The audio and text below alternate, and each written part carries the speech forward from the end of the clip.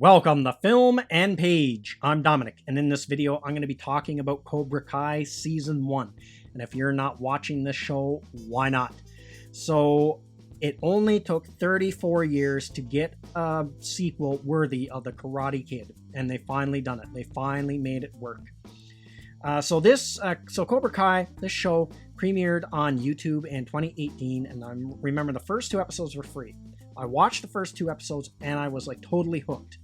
And then I didn't really want to pay for more YouTube. I didn't want to get into their streaming services or anything like that to pay for YouTube Red because it just wasn't enough. I didn't want to pay like $9 a month for one show. So I was hoping that one of the other streaming services would pick up the show, and luckily enough, Netflix did recently. So the first two seasons are on Netflix. And I wasn't even aware of it. A friend told me about it. So once I found out, I started watching the show right away.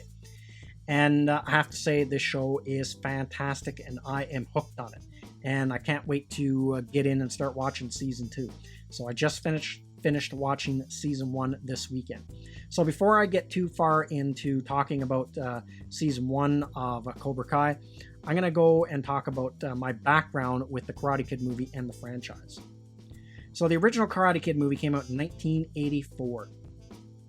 And this movie was a massive hit when it came out. It was like a huge thing in the 80s. It's one of those iconic 80s movies. And I never got to see it in theaters, but I watched on VHS like countless times. And so many things from it just became like iconic, like the wax on, wax off thing, all that stuff. And I just loved it. It just couldn't get enough of it when I was a kid. And then they went on to do some sequels and stuff like that, and they tried to reboot it a couple times. So in 1986, because the first one was such a huge hit, they did the Karate Kid 2, and I do believe the Karate Kid, the second one, was actually a pretty good hit too. I don't think it was as big as the second one, but I do think it was good enough because it did spawn a part 3. Now, outside of the first Karate Kid movie, I never had much interest in the other Karate Kid movies. Only ever seen bits and pieces of Karate Kid 2, and same thing with the Karate Kid Part 3 that came out in 1989. Only ever seen bits and pieces of that. And then I remember in the 90s when they tried to reboot the series or give it a new start with the next Karate Kid, and that was starring Hilary Swank, where Mr. Miyagi would take on another student. Now, I remember when this movie came out. I remember them talking about it on... I think it was Entertainment Tonight Canada, and they showed clips of it and stuff like that, and I remember seeing the trailer. But at this point, I had like zero interest in the Karate Kid. And of course, then in 2010, the most recent attempt to try to reboot the series, they did a remake of the Karate Kid, because that's what they do now in Hollywood. They've been doing it for at least almost like 2 decades now, trying to reboot everything they can from the 80s and 90s. And this was an attempt at this. And again, I just really don't have any interest in a lot of these modern reboots of stuff from the 1980s and stuff, because it almost never works. There might be like 1 or 2 exceptions of things I've seen that I thought were pretty good, but I just knew I wasn't going to like this movie, and I haven't seen it. I have not seen it yet to this day, and it's been out for a decade now. And the thing about it right off the bat that annoyed me was he was in China learning Kung Fu, but they still called the movie The Karate Kid. You can't even get that right, then I can't take the movie serious. And of course that didn't work. I don't think it was a hit or anything, because they would have milked the shit out of it if it was a hit, and they would have spun off a bunch of sequels. So in my opinion, there's never been really a worthy sequel to that first Karate Kid movie. It's just whatever there was in that film, the other ones didn't capture it. For me anyway, for me personally. Now, I watched the Karate Kid, as I said, countless times growing up, and I watched it again like quite a few times as an adult. Now, when I rewatch movies from the 1980s, some of them age very well for me, and some of them not so much. And the Karate Kid is one of those not so much ones, because as I watch it now as an adult, I find the character of Danny LaRusso really obnoxious at times, and I have a harder time rooting for him now as an adult.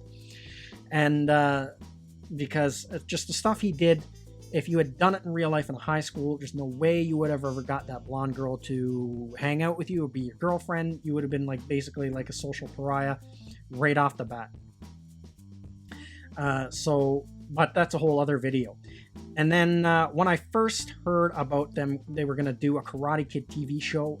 I'll be honest, when I first heard about that, I thought a Karate Kid TV show, like, man, just let that die. I mean, that's a 1980s thing. It's just never, they just could never reboot it. They could never make it work again. There's no point in doing it. And because for me, the Karate Kid is such an iconic 80s movie, it's hard to take it out of the 80s. But then when I got to see Cobra Kai, when those first 2 episodes air, man, was I wrong. Was I so wrong. I was like blown away, man. They so made it. They did such a fantastic job. So now for Cobra Kai, they brought back Ralph Macchio as the Karate Kid, obviously. And I think he's most famous for being the Karate Kid. But he's been in a few other famous movies from the 80s and 90s and stuff. And the 2 movies he's also known for that are pretty popular movies are The Outsiders and My Cousin Vinny. And then also returning is William Zabka as Johnny Lawrence. And the only other thing I've seen him in outside of the original Karate Kid movie was he did a couple like straight-to-video martial arts movies from the 90s, the Shoot Fighter movies. That's the only other thing I've seen him in outside of that. So that's kind of like my background with the Karate Kid franchise. So now I'll kind of talk more about the Cobra Kai series. So I'll give a quick rundown of the plot, but I don't want to talk too much about it because I don't want to spoil it because it's a new series and stuff. But the series picks up, 34 years after the original Karate Kid movie. And it shows us where these 2 guys that had this karate tournament, where they ended up in life. And their roads have gone completely different ways. So the series starts off and it picks up the story of Johnny, and he's not doing so good. He's an alcoholic working a dead-end job. He has a totally bad relationship with his son that he hardly ever sees, and then he's still in a horrible relationship with his stepdad, and his mom's not around. She's passed away, and it's just everything and he's just basically been reliving the past in his head all this time and getting more and more bitter. And then Danny LaRusso is the opposite. He's extremely successful. He has a string of car dealerships. He's got lots of money. He has a beautiful wife and really good kids. Well, one good kid, but I'll get into that in a bit. And so it's kind of like the dynamic has been flipped between the 2. It's now Danny LaRusso's the guy that's on top, and he's kind of like the star, and Johnny Lawrence is the underdog. And so Johnny Lawrence gets into an accident with his car because he's out drinking and driving and, just getting all bitter about the past because he lost his job and everything, and his life's just basically really in the toilet. And then his car gets towed to get fixed off to the LaRusso dealership, and he goes there to try to get his car out because he doesn't want to run into Danny LaRusso, but he does. And so from there on, that's kind of like the spark that gets things going in the series. And so from there, he decides to restart Cobra Kai and restart the business and kind of try to turn his life around because he's really hit rock bottom. And then Danny LaRusso learns about this, and then he doesn't like the idea that Cobra Kai is back, and he wants to put a stop to it. And then the story kicks off from there. And I really love this show.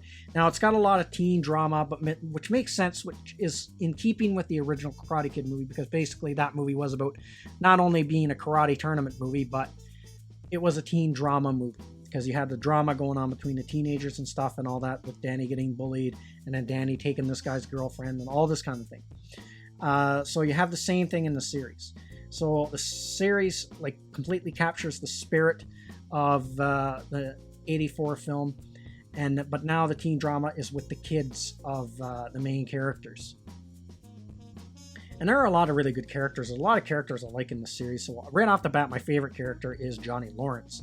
I really like how this series took him from the original movie, where he was just a totally two-dimensional bully of a character, just almost like a stock character. There's been especially in the 80s, there was a million of these characters, and they turned him into a really complex character and really give you a better understanding of why he was like that in the original 84 movie, which you didn't get.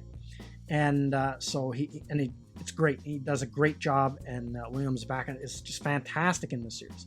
And of course, the other underdog character is Miguel.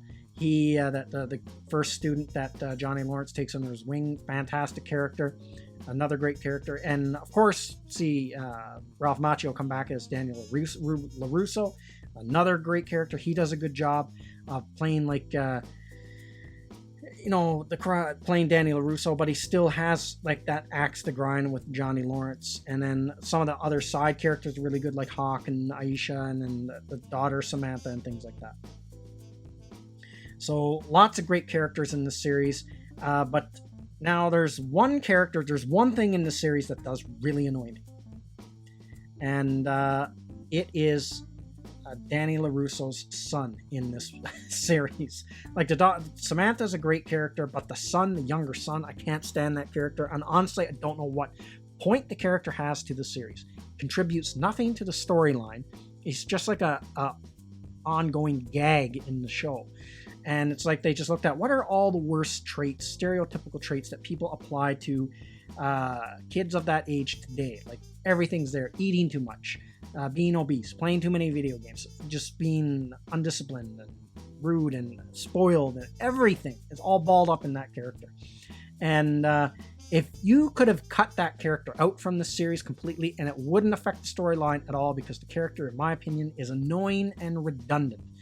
And you could have put either a better character in its place, I don't know, but there's only like so much room for so many characters, and you already have Samantha, the daughter, which is a good character, already tied into the main storyline, and this younger son does nothing. He's a really annoying character, so I don't get that character at all. That's one thing that really annoys me. But so far, after watching the series, that's really the only gripe I have with season 1. And but I love the pace of the episodes. They're exactly as long as they need to be. They're, usually around the half-hour mark. Sometimes they're a little shorter. Sometimes they're a little longer. Just depends on what the storyline is for that episode. And the other thing about this series, if you love the 80s, this is a great series to watch, because it just really taps in that 1980 nostalgia, and everything from the music to so many 80s references in the film, and even the character of Johnny. It's almost like he's frozen in the 1980s. Like he doesn't understand anything that's going on with culture today. He's like completely out of the loop. That's all he knows is the 1980s, which that's how his character is kind of played. Like he doesn't know what Facebook is. He doesn't know anything like that.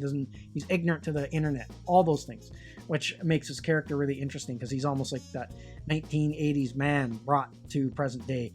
He just skipped over the last 34 years of how everything has changed in culture and society and stuff. So, I mean, there's all that. That's really great. And it's just a fantastic story, and they really did a good job. And like I said earlier, it took them 34 years to really make a sequel that was worthy of that original film. And it really does feel like an organic sequel to that first movie. It really does. And it referenced a lot of things from the first movie, but also it doesn't ignore the other Karate Kid movies, because there are some references that I caught to the Karate Kid 2 and 3 in there, which I thought was really neat. So there's that. And the other thing, there's like some stereotypical like bully type characters also in this series, but they're not like they're not like a huge part of the storyline. They kind of like take a little bit of a backseat as you kind of progress through season 1. But one character is the rich blonde bimbo type character. That character has been done to death. There's so many rich, spoiled, snobby blonde that's a bully and is horrible to everyone, is shallow and materialistic and all those things. You've seen that a lot in movies from the 1980s and stuff like that. And then there's a character like that in season 1 as well. But the other thing, that kind of a character, it seems like a stereotypical trope, but it is a true thing. I'd be curious in what people would have to say in the comment section, because in my hometown, there was a girl like that. Blonde, really good looking, complete snob, spoiled, and treated everyone below them like crap. And I've known like actually more than one of those type of girls growing up. And I'm sure it seems like every hometown has one, and every high school has one. Sometimes they have more than one. So yeah, this is a fantastic series. I mean, it's a great series if you're into martial arts, and it's a great series if you are a fan of the 1980s, and if you're a big fan of that original Karate Kid movie, man, you're really going to love this series. So I can't wait to start season 2. And I was really happy and blown away by season 1. And I hope the show just keeps getting better and better and better. And lots of surprises and lots of twists and turns so far in this first season. And so can't wait to see season 2. So that's everything I got to say in this video. Let me know what you think in the comments section, and I will see you at the next one. I'd like to say thank you to all of my subscribers. I appreciate you all in helping this channel grow. If you're new to the channel, don't forget to like, share, and subscribe. Also, don't forget to hit the bell icon so you'll be notified when new videos are uploaded.